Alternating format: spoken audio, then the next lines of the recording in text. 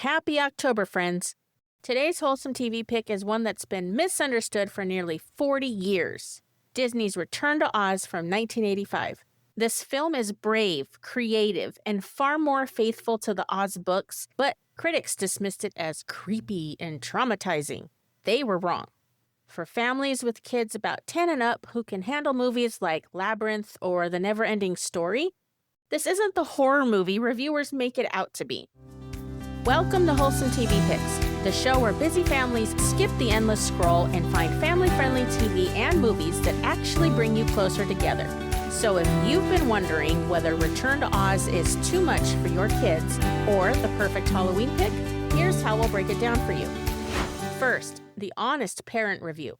What might concern you and why it's actually safe. Then we'll look at how this version of Oz is different from the 1939 musical version.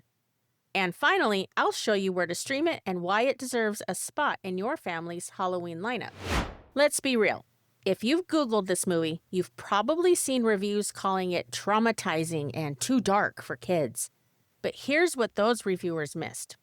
Yes, Return to Oz has some spooky parts. The Wheelers, imagine roller skating villains screeching down dark streets. Might startle sensitive kids. Princess Mombi swaps out her collection of heads, and that can sound disturbing at first, but it really only occurs in one dramatic scene. But here's the truth critics completely ignored. There's no gore, no blood, no trauma. Nobody is harmed in a way that leaves scars.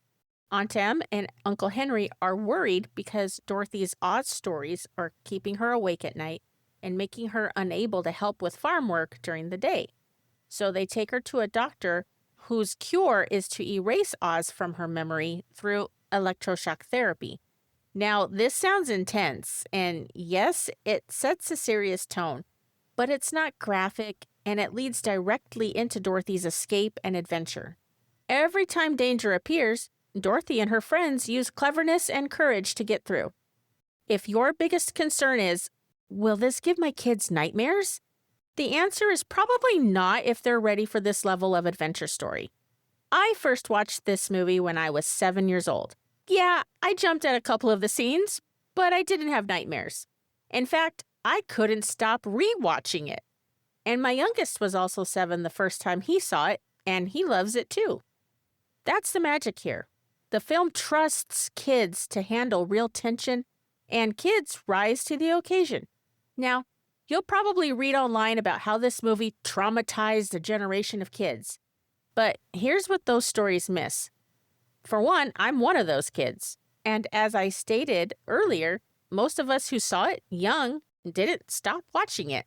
We kept coming back because underneath that spooky surface, there's something genuinely special here. Most families only know the 1939 Wizard of Oz.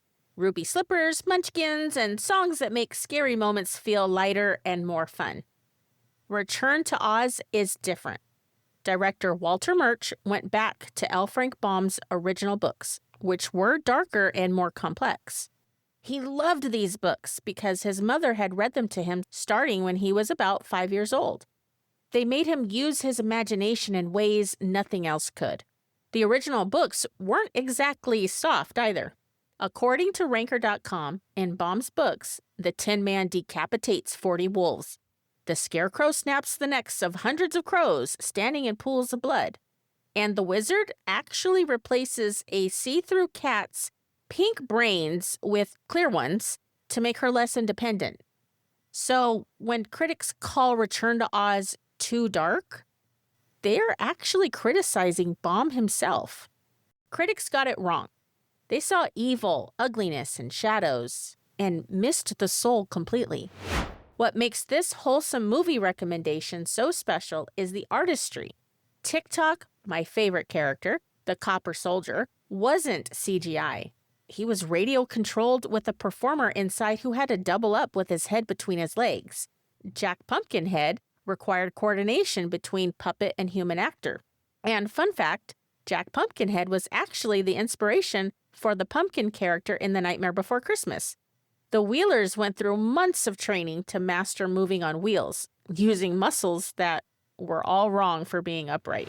This is practical movie magic you'll never see in today's CGI films. And if you love this kind of creativity, check out episode 6 where I covered Labyrinth. Many of the same puppet creators worked on both films. At its heart, Return to Oz is about defending your dreams. Dorothy refuses to give up on what she knows is real, even when the adults around her think she's imagining things. I rented this movie over and over as a kid at the video store because I just couldn't get enough of it. Just please don't go in expecting the happy-go-lucky musical tone of the 1939 film. Give it a chance with an open mind, and you might discover what I found all those years ago. A truly special piece of filmmaking that deserves far better than the reception it has received. Here's why you should stream Return to Oz.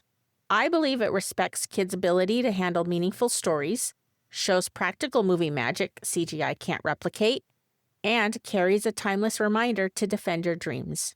If this made you think of a friend who loves hidden gems like this movie, please share this episode with them. Word of mouth is how forgotten family-friendly movie recommendations like this finally get the love they deserve. Return to Oz is available on Disney+, Prime Video, and YouTube Movies. You might even be able to rent it from your library with a Hoopla account. This Halloween, don't skip Return to Oz. It's spooky, it's meaningful, but it's also one of Disney's most underrated treasures. Next week, we're going lighter, a curious little animal, and a big autumn celebration. I'll leave it at that, because around here, TV still stands for something. Timeless values. Thanks for tuning in. Have a great rest of your week. Enjoy the time with your family, and I'll catch you on the next episode. Take care. Before we wrap up, here's a quick trailer from another new podcaster you might enjoy checking out. Hey Mama, I'm Ashton Keever, and I want to welcome you to Miracles in the Madness. This is a podcast for Christian moms who feel like life is messy, loud, busy, and sometimes just plain overwhelming. But they know that God is right there in the middle of it all. Here you'll find encouragement, practical wisdom, and biblical truth to help you navigate motherhood, marriage, and everyday faith with grace and peace and patience and, well, hopefully the rest of the fruits will come along. And even on those days when laundry is piled high and you've warmed your coffee about 12 times. Each week, I'll share real stories, honest conversations, and testimonies from my own life, from my family, and from special guests to remind you that miracles still happen today. And yes, that includes in your home, your marriage, your parenting, and even in your heart, because here's the truth. You don't have to be a perfect mom to raise Christ-centered kids.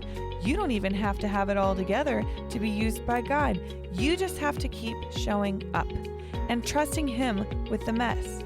So whether you're folding laundry, driving to work, or sneaking in a quick coffee break, I would love for you to join me on this journey of finding God's miracles in the madness of everyday life. Subscribe now and let's walk this messy, beautiful journey together.